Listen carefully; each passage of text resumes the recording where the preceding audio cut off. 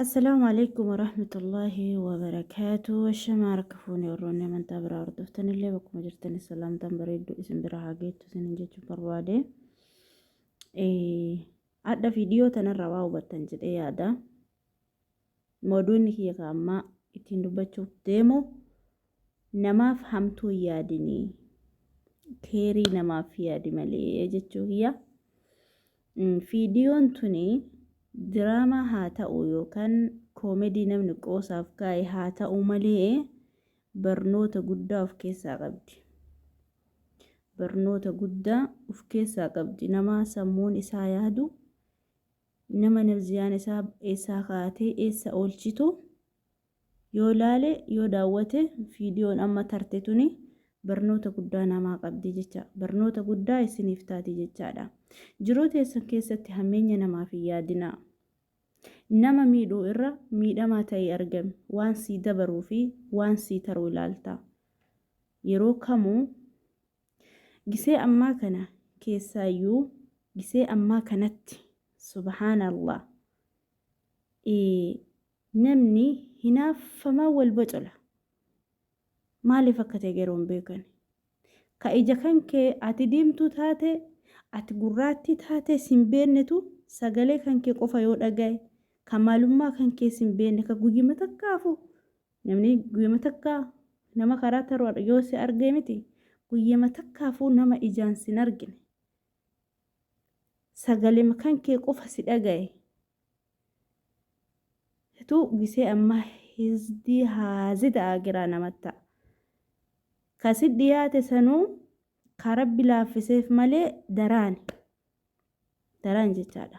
Tanaafuu yeroo kamuu jechaadha jireenya keessatti haga jirtan keessatti namni tokko gaafa tarkaanfate nama tarkaanfate saniif gammadaa malee hinaaffaa hizdi keerii hin qabne yaaduu fi ufumaa itti badda jechaadha. Keessaayyuu namni gizee ammaa jireenya nama ufit dhiisee jechaadha. Keessaawuu namni jireenya ufii dhiisee jireenya namaa jala deemu jiruun isaa achiin sochootu inni jiruma namaa jala deema jireenyi isaaf hin sittu jechaadha. Waa hawwisiin argatu. Maaliif jiruun isaa hinaaffama kaa jireenyi isaa hinaaffamaa lixxe waan taateef. Tanaafuu nama keerii yaaduu heddumeessaa malee hamtuu namaa yaaduuf hin heddummeessina. Rabbiin nama khairii nama yaadu namaaf haa taasisu nu haa taasisu nama hunda keenya. Alhamdulillahi rabbil alamin. Rabbiin onni qulqulluu nama haa kennu. Onni imaana qabdu, onni sodaa rabbii qabdu, onni waan nama tallaalle ta'uu fi bichatti barakaa rabbii qofa kadhatu rabbiin nuuf haa kennu. Tanaafuu fiidiyoo tana wayiif waraabee gadhiisuu danda'e. Nashiidaa wayitiin na harkaa badee Abdurrahmaan Huseeni nashiidaan isaa sun na harkaa baddee boolla namaa qottee gadi hin fageessine jetti na fakkaate mata dureen isii. Nama yoo argate argachuu isaa san gaafa argite itti gammade baga argate jedhi laphee qulqulluun. Narra tare narra argate awduma akkasadhu namni inni akkasitti ta'u suni tarkaanfatee bakka biraa ga'a. Subhaanallah. Nama akkasiisanii jireenyi illeen sittu jiruun illeen qajeeltu. Subhaanallah. Rabbi nama akkasii naman taasisin. Nima kaayessaa kaayoo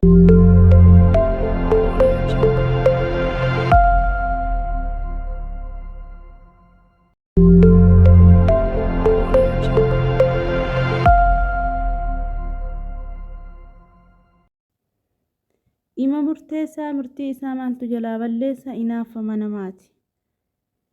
Gaafa waan namaa jala deemuu hammeessite gaafa waan namaa ilaalcha hammeessite ilaalcha gammachuu irraan qabneef takkatti jiruun tante ilaaguma taakkuu tanaallee akka achisne beeki. Namni fiidiyoo kiyya kana dhageeffatti kun jireenya keessatti jiruu tantee dhiiftee gaafa jireenya namaa jala deemte gaafa oolmaa namaa qottuu jalqabde gaafa ibiluun sun nama akkamii jechuu eegalte gaafa maalinnata jiruu kan kee ka ittiin sochootu dhiiftee jiruu namaa jala deemtee hooma argite ta'aa oolte akka jiruun si jalaa baddetti beeki.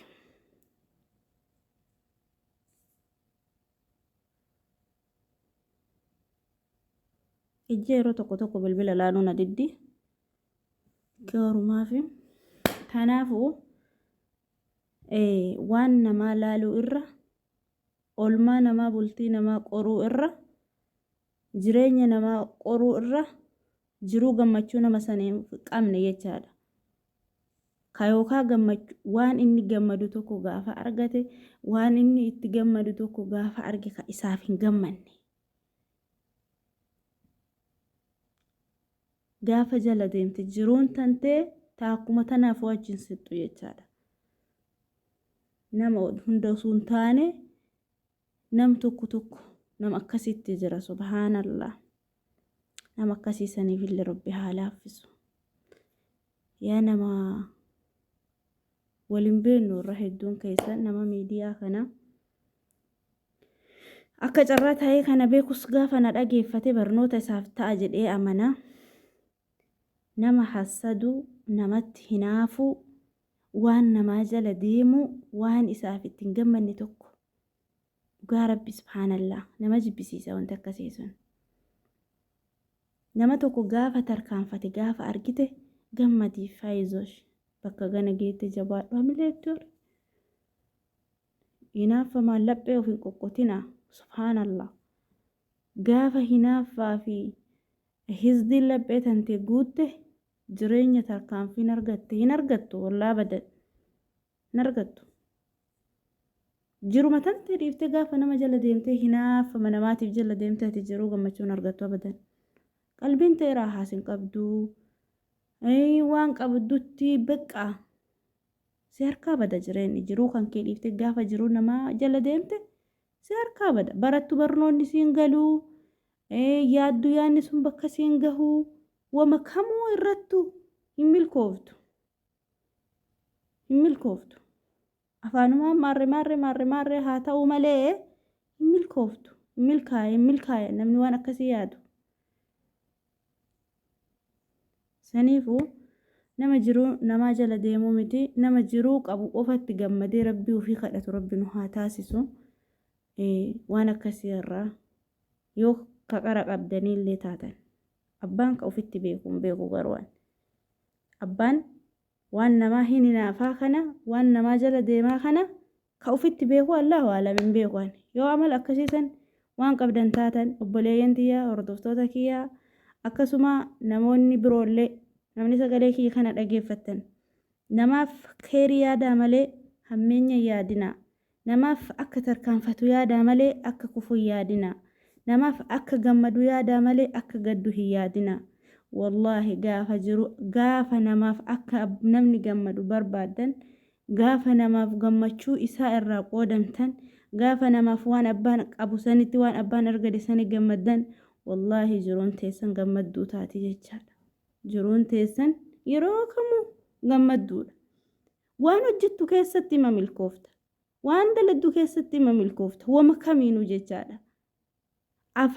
Afaaniin gaafa afaaniin akka maalaa jedhu Rabbi malee hin jiru ka garaa qulqulluu.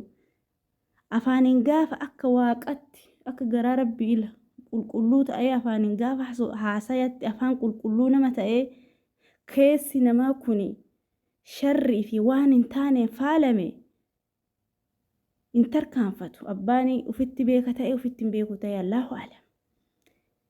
Haga feete sadaqadhu haga feete kenn sadaqaan tantee hammuma ati waa ittiin daladdu sayyu haguma feete sadaqadhu haguma feete kennadhu haguma feete waan qabdurraa kenni jechaadha. Kennaan ati kennitu sadaqaan ati sadaqattu hinaafa matan teessan caala bira siin tartu jechaadha. Waan atiin ittiin nama hasaddu yookaan ittiin hinaaftu san caala bira siin tartu. Ani dhageeffadhe malee hadiisallee nama baratee miti. Alhamdulillah imaan baradha yoo Rabbiin na barsiise imaan baradha. Sadaqaan tantee waan yoo qalbiin tanteetiif onneen tantee qulqulluu siin ta'in sadaqaan tantee bikka san siin tartu. saniifuu rabbiin nama akkasiin hin taasisini nama waan qabu kennatee waan dhabeef rabbii ofii kadhatu rabbi nu haa taasisu nama waan namaa laalee hinaafuu miti nama waan namaa laalee gammachuun takka yoo argan ittiin gammadan rabbi nu haa taasisu wanti akka nama jala deemanii hinaaffaa namaatiif bowwoo isinitti ta'u warra hinaaffaa qabdan wanti akkasii irra badaa ani waa quraana reefuu lafsi qara'u jira malee beeku quraana barataa jira alhamdulillah inshallah rabbi na barsiise imaan baradha hiika isaallee garuu alhamdulillah nin dhageeffadha waan olumaan jedhu nin dhageeffadha rabbi nama hojii jijjiiru nu haa taasisu inshallah